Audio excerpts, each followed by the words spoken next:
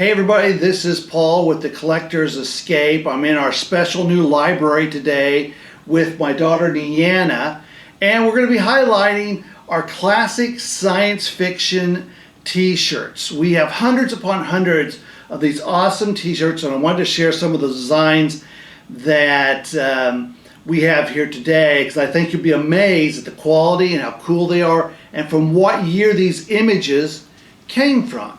Now, one of the interesting things about having so many cool science fiction images is that they come from these Pulp Fiction magazines, which went from the 20s till the 60s, and there were lots of different magazines. So here's a Amazing Stories t-shirt, which I love this one because it's classic monster, atomic age monster. This is from 1958, and it's really cool to look at. Now, on the other side of the spectrum, I have one that I jumped on and thought, man, this is really neat because it's Easter Island. And this is, if I'm right, Amazing Stories. And this is from 1963, actually the newest in the ones we have here. And all of these we've worn and washed and worn and washed. They really wash well and stay in good quality. The next one is Future Science Fiction magazine, and I love this one because it reminded me of the old Twilight Zone movie where the guy wanted to read and he had all the time in the world and then he broke his glasses. And this comes from 1952. 1952. The next one is, again, sort of an Easter Island-like. It's Amazing Science Fiction Stories, and it's from 1960. And it really brings out the adventure of things happening on other planets. And I found it very, very cool. Very, very cool. And they wear very well. Here's one of the first ones I ever got. And this is 1954. And this is an amazing science story.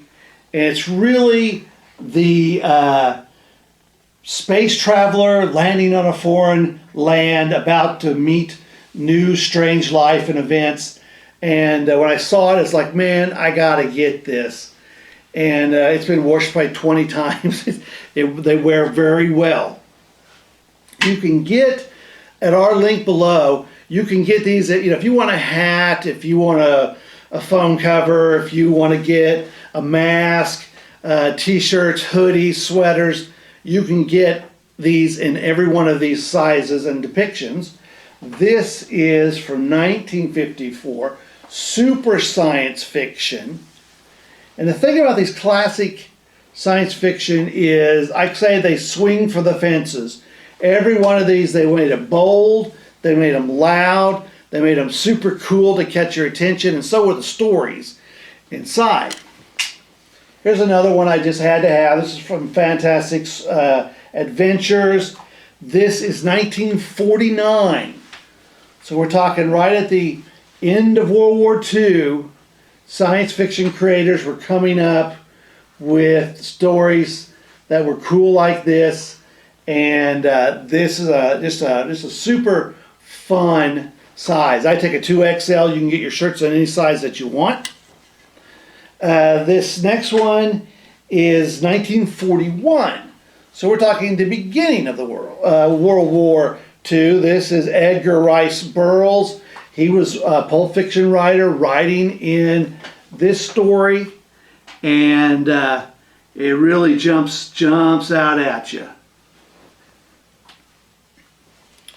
This one, next one, is the oldest of the t-shirts I have here. Not the oldest that we offer in images, but this is fantastic.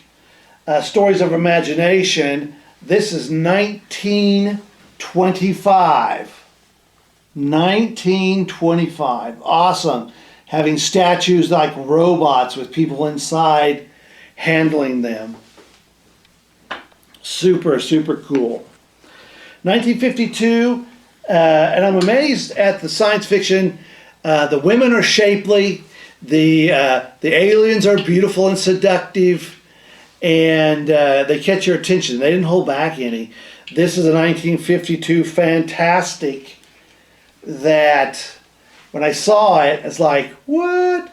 Those are women in the hair of the Medusa-like creature. I gotta have this. And it's very, very cool. The last one I'll show you is from 1939. You gotta remember, this is before World War II, and just some amazing, cool images of aliens sort of making humans their pet.